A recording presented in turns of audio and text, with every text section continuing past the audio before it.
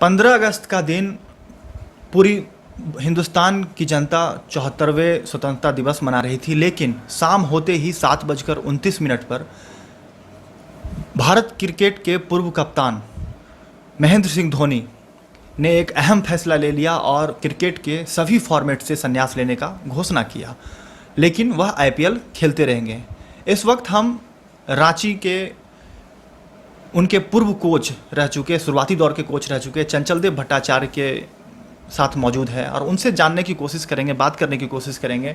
दादा, सबसे पहले तो ये जानने की कोशिश करेंगे कि जो ये अचानक से फैसला उन्होंने लिया, निराशा तो हिंदुस्तान के सभी क्रिकेट प्रशंसकों में है, क्योंकि वह लोग देखना चाहते थे, उनको प्रशंसक देखना चाहते थे कि वो खेलते हुए संन्यास ले। लेकिन अचानक से ये फैसला लेना, आप क्या मानते हैं? आप तो शुरुआती दौर से उनके साथ जुड़े हुए हैं। निश्चित रूप से शॉकिंग न्यूज़ था जी। जब मुझे पहला पता चला कि एक स्टूडेंट ने ही हमको फ़ोन किया कि सर इंस्टाग्राम में, तो पहले हमको लगा कि कहीं फेक न्यूज़ तो नहीं है, लेकिन उसके बाद धीरे धीरे टीवी चैनलों पर इस पर प्रसारण होते गया और उसके बाद तो कंफर्म सभी जगहों से।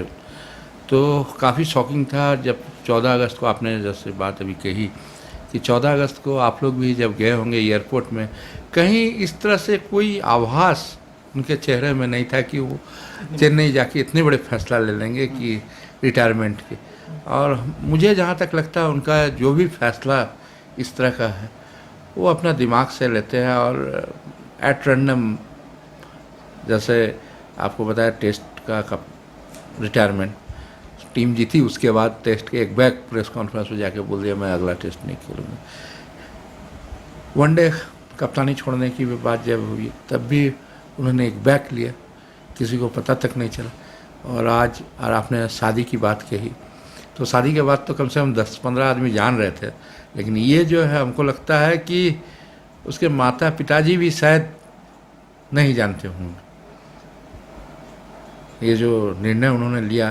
क्या कि हमको जहाँ तक याद है कि कुछ दिन पहले की बात है, साक्षी धोनी ने इंस्टाग्राम पर शेयर किया था 1 महीना 1.5 महीना पहले से कि संन्यास की कोई नहीं है, ये पत्रकार लोग का एक अफवाह है, इस तरह से वो संन्यास लेने का मूड में नहीं है।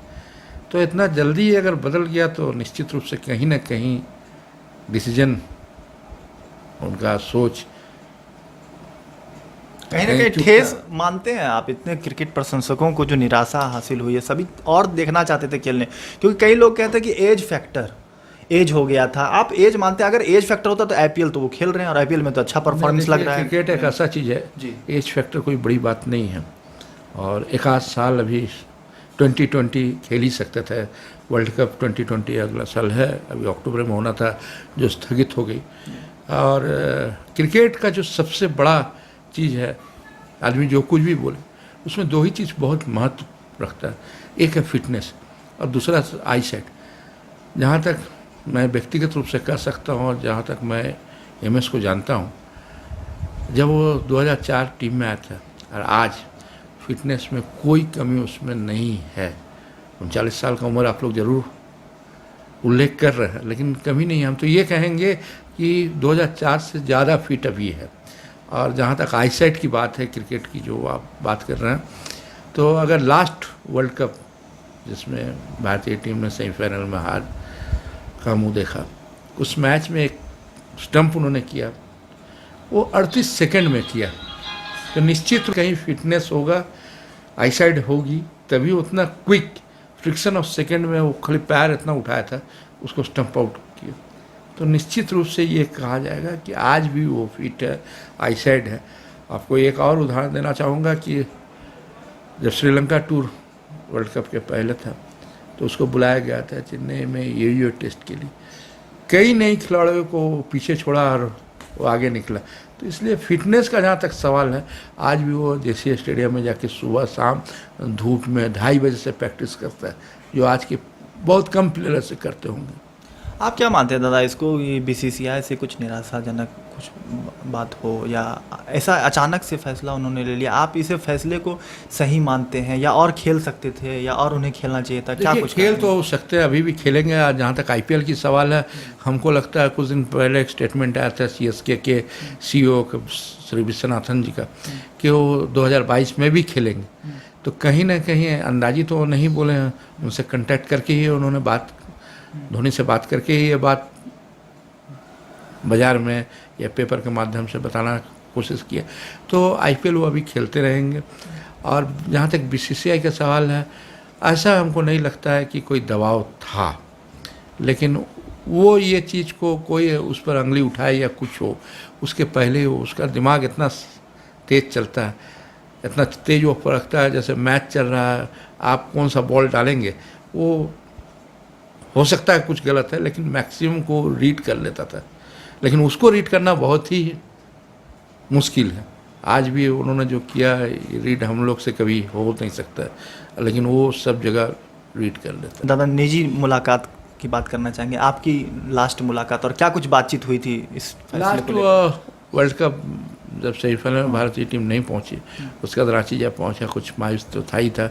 उसके बाद एक बार बातचीत हुई थी, और बहुत ज़्यादा नहीं, वही थोड़ा हल्का फुल्का बात, और क्रिकेट से बहुत ज़्यादा बात नहीं होता था इधर, थोड़ा टूर के बारे में थोड़ा एंजॉय करने के, यही बातचीत होती है। फोन से बात? जब रांची में रहता कोई फ़ोन उनसे नहीं होती। रांची में मैक्सिमम टाइम उसका फ़ोन बंद रहता है, और उनसे कांटेक्ट करना हो तो बहुत टफेस्ट है, तो इसीलिए उसे मिलना आसान हो जाता है फ़ोन उनसे।